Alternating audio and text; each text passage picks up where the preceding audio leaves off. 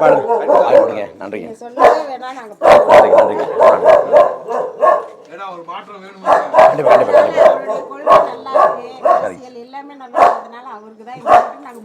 நன்றி, ரொம்ப நன்றி, நன்றிக்கா. எப்பவும் அவருக்கு நாங்க போட்டுட்டு இருக்கோம். சரிங்க, சரிங்க. கடவுள் புண்ணியல அவர் ஜெயிக்க வரணும் நாங்க ரொம்ப விரும்புறோம். நன்றி, நன்றி, நன்றிக்கா. பாப்பா. நீங்க தான் கொஞ்சம் அதிகமா மக்கள்கிட்ட எடுத்து சொல்லணும்னு நான் நினைக்கிறேன். கண்டிப்பா, கண்டிப்பா, கண்டிப்பா, கண்டிப்பா. அதிகமா சொன்னாதான் இன்னும் மக்களுக்கு விழிப்புணர்வு இருக்காங்க. ஆமா, எதிர்பார்க்கறாங்க. இல்லாம இருக்கிறதுனால பிடிக்கும். சரி. அதனால அவங்க தான் நிச்சயம் வரணும்னு வேண்டிட்டு இருக்கோம். நன்றி, நன்றிக்கா, நன்றிக்கா, நன்றி, நன்றிக்கா. ரொம்ப நன்றி. பரவாயில்ல, பரவாயில்ல, பரவாயில்ல. ரொம்ப நான் அதான் வேட்பாளர் விவசாயி. நம்ம மச்சான் ரொம்ப தீவிர ராகுல் நம்மளும் நாம் பிடிக்கும். நன்றி, நன்றி. எல்லாமே அக்கா கொடுத்துருவேன். நீங்க வரது முன்னாடியே சொல்லிருக்கீங்க. அது பரவாயில்ல, பரவாயில்ல. சால்வை எல்லாம் போட்டு அதெல்லாம் ஒண்ணு இல்லை, அதெல்லாம் ஒண்ணு இல்லை. கண்டிப்பா இந்த வாட்டி நன்றி, நன்றி. அது ஒன்றும் மாற்றம் கிடையாது. நன்றி, நன்றி. பரவாயில்ல, பரவாயில்லக்கா. இல்லை, பரவாயில்ல. இல்லைண்ணா, பரவாயில்ல. இல்லை, தண்ணி வேணாம், தனி கொடுத்துருக்கா. தனி இல்லை, வேணாம், வேணாம். நான் அடுத்து நான் வச்சா போனேன். அதில் நீங்கள் வேட்பு தாக்கல் வேறு இருக்குது. நான் இது ஊர்ல இல்ல தம்பிகிட்ட சொல்லி அண்ணன் வரும்போது சொல்லுங்க சால்வை எல்லாம் போத்தணும் அதெல்லாம் ஒண்ணு இல்லை, காப்பி எல்லாம் கொடுக்கணும் அப்படின்னு சொல்லி நம்ம இங்கே இருக்கோம். இந்த சரி நான் வரேன் கண்டிப்பா. ஐயா, நாம் தமிழர் கட்சியும் வரீங்க. நாம் தமிழர் கட்சிங்கயா. சீமான் அந்த வேட்பாளர் விவசாய சொன்னீங்க. ஆமாங்க. முத்தோட பக்கம் இடுமானம் தான். முத்தோட பக்கம் தான். சரி, சரிங்க. வாய் பிடிங்க. நன்றிங்க, நன்றிங்க. எனக்கு ரொம்ப பிடிக்கும் அவர் கேட்க. நன்றி, நன்றி, நன்றி. பாட்டு பாடிக்கிட்டு. ஆமாம், வணக்கம்மா. வாய் பிடுங்கம்மா, விவசாய சின்னம்மா அந்த வேட்பாளர். வாய்ப்பு கொடுங்க. நன்றி, நன்றி. ஓட்ட பிரிச்செல்லாம் போட்டுட்டு இருக்காங்க. எங்களுக்கு தான் மொத்தம் ஓட்டு போகணும். அவங்களையும் கூப்பிடுங்க. பரவாயில்ல, பரவாயில்ல. ஐயா, நாம் தமிழர் கட்சியும் வர்றோம். அந்த வேட்பாளர் சின்ன விவசாய சின்னம் வாய்ப்பு கொடுங்க. ஆமாம், ஜெகதீஷ் அண்ணா ஐயாவோடது. ஐயா, வாய்ப்பு கொடுங்க விவசாய சின்னத்தில். சரிங்க, நன்றி. நாம் தமிழர் கட்சியும் வரணும். நான் தான் வேட்பாளர் விவசாய சின்னம் சின்னம். ஒரு வாய்ப்பு கொடுங்க, மாற்றி போடுங்க. வீட்டில் வர சொல்லுங்க. நன்றி, நன்றி, நன்றி. பரவாயில்ல. நான் தான் வேட்பாளர் விவசாய சின்னம்மா. நன்றி, நன்றி. வாய்ப்பு கொடுங்க. கண்டிப்பாக நன்றிம்மா. மிக்க நன்றி. மிக்க சொல்லுங்கள். பரப்புரை களத்தில் பங்கேற்றிருக்கக்கூடிய தாய் தமிழ் சொந்தங்கள் அனைவருக்கும் பணிவான வணக்கம். இன்னும் ஒரு மாதத்துக்கு உள்ளாக தமிழ்நாட்டின் சட்டமன்ற பொதுத் தேர்தல் நடக்க இருக்கிறது. எல்லா கட்சிகளும் வேட்பாளர்களை அறிவித்து விட்டார்கள். பரப்புரை சூடுபிடிக்க தொடங்கி இருக்கிறது. யாருக்கு வாக்கு செலுத்தலாம் என்கிற கேள்வி மக்கள் மனங்களில் எழக்கூடும். இது நாம் எழுப்புகிற கேள்வி. தமிழ்நாட்டை திமுகவும் அதிமுகவும் மாறி மாறி ஆண்டிருக்கிறது. ஒரு முறை இல்லை, பல முறை.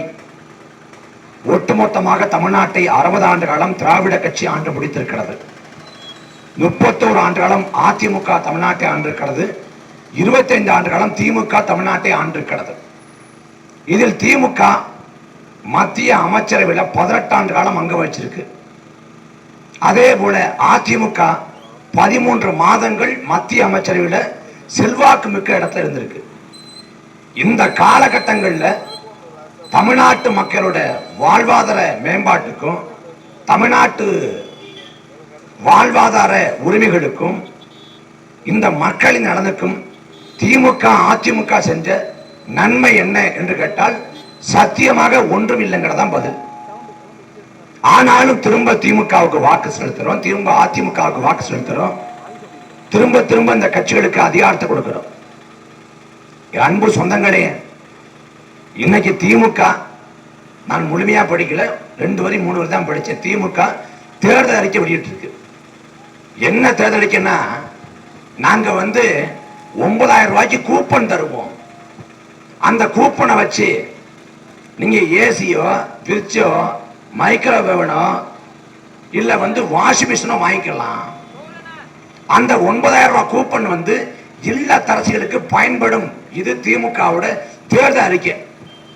அதிமுக பொறுத்த வரைக்கும் நாங்க வந்தோம்னா வீட்டுக்கு வீடு குளிர்சாதன பெட்டி தருவோம், அதாவது பிரிச்சு தருவோம்.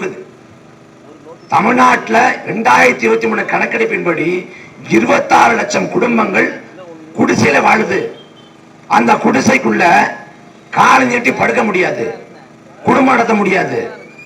மழை பெஞ்சா தண்ணி ஒழுகும், பனி காலத்துல அங்க அவ்வளவு கஷ்டமா இருக்கும். அப்படி குடிசையில் வாழக்கூடிய மக்கள் 26 லட்சம் குடும்பங்கள். அந்த குடிசைகளை மாடி விடா மாற்றுவதற்கு எந்த திட்டமும் இல்லை. தமிழ்நாட்டில் வாழக்கூடிய மக்கள்ல இங்க பெருவாரியான மக்களுக்கு வாழ்வாதாரம் இல்லை. குறிப்பா நாம எங்கேயும் போக தேவையில்லை. இந்த காவிரி படுகை எடுத்துக்கலாம். தஞ்சாவூர், திருவாரூர், நாகப்பட்டினம், இந்த மாவட்டங்கள்ல போன தலைமுறை பிள்ளைகள் படிச்சிருக்க மாட்டாங்க, அதுக்கு முந்தைய தலைமுறை படிச்சிருக்க மாட்டாங்க. இந்த தலைமுறை தான் முதல் முறையா படிக்க கல்லூரிக்கு போவாங்க. எங்கள் அப்பா கல்லூரிக்கு போயிருக்க மாட்டாரு, தாத்தா கல்லூரிக்கு போயிருக்க மாட்டாரு, நான் கல்லூரிக்கு போவேன். அப்ப முதல் தலைமுறையா கல்லூரிக்கு போய் நான் பட்டம் முடிச்சு பட்டதாரியா வெளில வருவேன். நான் பட்டதாரியா வெளில வந்தா எனக்கான வேலை வாய்ப்பு இந்த இடத்துல உண்டா? இந்த காவிரி படுகையில என்ன வளம் இல்லை? எல்லா வளமும் கொட்டி கிடக்குது. அந்த வளத்தை பயன்படுத்தி இங்க நிறுவனப்படுத்தி தொழிற்சாலை ஏற்படுத்துவதற்கோ இல்ல அவங்களுக்கு வேலை வாய்ப்பை பெற்றுவதற்கோ ஏதாவது திட்டம் இருக்கா? எதுவும் இல்லை. இந்த வேதாரண்யம் தொகுதிக்குள்ள முல்லைப்பூ அதிகமா சாகுபடி செய்யப்படுது. அந்த முல்லைப்பூல இருந்து நறுமண திரவியம் தயாரிக்கலாம், அதற்கான தொழிற்சாலை அமைக்கலாம் அப்படிங்கிறாங்க. அதே போல இங்க எள்ளு விளையுது, இங்க அதிகப்படியா தேங்காய் இங்க சாகுபடி செய்யப்படுது. எல்லா விவசாயமும் இந்த வேதாரண்யம் தொகுதிக்குள்ள செய்யப்படுது. அப்ப இந்த வேதாரண்யத்தில் இங்க விவசாயம் செய்யப்படக்கூடிய இந்த பொருட்களை கொண்டு மதிப்பு கூட்டப்பட்ட பொருட்கள் தயாரிச்சு அதை சந்தைப்படுத்த நிறுவனம் அமைச்சு அதுல படிச்சவங்களுக்கும் படிக்காதவங்களுக்கும் வேலை வாய்ப்பை தர முடியுமா? முடியாதா? முடியும். நோக்கம் இருந்தால், அக்கறை இருந்தால் அதை செய்ய முடியும். ஆனா இங்க திமுகவுக்கோ அதிமுகவுக்கோ ஒருபோதும் எந்த நோக்கமும் இல்லை. ஒவ்வொரு வீட்லையும் கஷ்டப்படாம ஒரு தன்மானமிக்க வாழ்வை வாழணும் அப்படின்னு திமுகவுக்கு அதிமுகவுக்கு எந்த நோக்கமும் இல்லை. திமுக அதை இலவசமா தர்றேன், இதை இலவசமா தர்றேங்குது. நாம குறிப்பா இந்த வேதாரண்யம் தொகுதி முழுமைக்கும் பரப்புரைக்கு போறப்ப பாக்குறப்ப பல இடங்கள்ல சொல்றது தண்ணி தாங்க பெரும்பாடா இருக்கு. தண்ணி 3 மாதம் ஆச்சு, 6 மாதம் ஆச்சு, தண்ணி தட்டுப்பாடா இருக்கு. நாங்க காசை கொடுத்து தண்ணியை வாங்குறோம், தண்ணிக்காக அவ்வளவு சிரமப்படுறோம், நீங்க தண்ணிக்கு ஏற்பாடு பண்ணீங்கன்னா நான் ஓட்டு போடுவேங்கிறாங்க.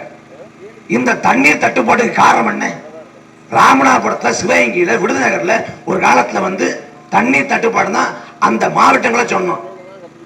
ஒழுங்கா வேலை செய்யல, தண்ணி இல்லாத காட்டுக்கு மாத்திருவோம் அப்படின்னு சொல்லப்படும். அப்படி சொல்லப்பட்டது ராமநாதபுரத்தை தான். ராமநாதபுரத்துல தண்ணி இல்லாத காடுன்னு சொல்லப்பட்டுச்சு. ஆனா இன்னைக்கு வேதாரண்யம் தண்ணி இல்லாத காடாக மாறி போனது. இங்க நிலத்தடி நீர்மட்டம் இருந்துச்சு, ஆனா இன்னைக்கு நிலத்தடி நீர்மட்டம் கீழே போச்சு. அதை கடந்து கடல் தண்ணி உள்ள வந்துருச்சு. கடல் தண்ணி உள்ள வந்ததால நிலத்தடி நீர் மட்டம் உப்பாக மாறி போச்சு. அப்ப நன்னீர் வளம் என்பது இல்லை. அப்ப என்ன? கொள்ளிடம் கூட்டு குடிநீர் திட்டம், அதை நம்பி நிக்கணும். ஒருவேளை தண்ணி வரலன்னா பல நாள் கஷ்டப்படணும். 2026ஆம் ஆண்டே தண்ணிக்கு இவ்வளவு தட்டுப்பாடுனா என் அன்பு சொந்தங்களை நீங்க யோசிச்சு பாருங்க. இன்னும் 20 ஆண்டு கழிச்சு இந்த வேதாரத்தோட நிலைமை என்ன ஆகும்? நம்ம வெளிநாட்டுக்கு போய் அவ்வளவு வேலை பார்த்து ராப்பகலா உழைச்சி வெம்பாடு பட்டி கடனை உடனே வாங்கி சொந்த ஊர்ல 40 லட்சம் 50 லட்சத்துக்கு வீடை கட்டுறோம். அடுத்த தலைமுறைக்கு நமது பிள்ளைகளுக்கு பேரம்பேத்திக்கு அதை சொத்தா விட்டு போகணும்னு நினைக்கிறோம். சொந்த ஊர்ல லட்சக்கணக்கா பல லட்சக்கணக்கா கடனை உடனே வாங்கி உழைச்சி வீடு கட்டுறோம். ஆனா சொந்த ஊர்ல தண்ணிக்கு தட்டுப்பாடு, குடிக்கிற தண்ணிக்கு தட்டுப்பாடு, உழவைக்க தண்ணி இல்லை அப்படின்னா நாளைய தலைமுறை என்ன செய்ய முடியும்? வாழ முடியாது. அகதிகள் போல இந்த நிலத்தை விட்டு இடம்பெற வேண்டிய சூழல் உருவாகும். சிவகங்கை மாவட்டத்தில் ஒரு கிராமம், 100கணக்கான குடும்பங்கள் வாழ்ந்தது. அந்த ஊர்ல தண்ணீர் தட்டுப்பாடு, பாட்டும் பஞ்ச தண்ணீருக்கு. அப்ப என்னாச்சு? தண்ணி சிக்கல் சொல்லிட்டு ஊரை விட்டு ஒட்டுமொத்த மக்களும் காலி விரட்டு வெளியூருக்கு தஞ்சம் புகுந்தாங்க. அதே போல ஒரு நிலையை நோக்கி இந்த காவிரி படுகை மாவட்டங்கள் குறிப்பா வேதாரண்யம் போய் கொண்டிருக்கிறார். இது யார் செய்ய போற? திமுக அதிமுக என்ன சொல்லுது? திமுக மறுபடியும் ஆட்சிக்கு வந்தால் ஆரம்ப கல்வி தொடங்கி ஆராய்ச்சி கல்வி வரைக்கும் நாங்க இலவசமா தருவோம். எந்த பெற்றோரும் வங்கி வாசல்ல கடனுக்காக காத்து கிடக்க வேண்டிய அவசியம் இல்லை. பிள்ளைகளுக்கான படிப்பு செலவை அரசே ஏற்கும். கல்லூரியில் எவ்வளவு செலவானாலும் சரி அரசே கொடுக்கும். நீ படித்து பட்டம் பெற்று பட்டதாரியாக வா, கல்வி செலவை ஏற்போம் என்று திமுக சொல்லுமா? அதிமுக சொல்லுமா? உங்க பெற்றோருக்கு ஏதாவது உடல்நல குறைபாடுனா அத்தனை சிகிச்சையும் அரசே மேற்கொள்ளும். மருத்துவம் முழுக்க முழுக்க மக்களுக்கு இலவசமாக தரப்படும் என்று அரசு சொல்லுமா? மக்களுக்கு அத்தியாவசியம் குடிநீர், அந்த குடிநீரை இந்த அரசு உத்தரவாதப்படுத்தும் என்று என்றைக்கா சொல்வார்களா?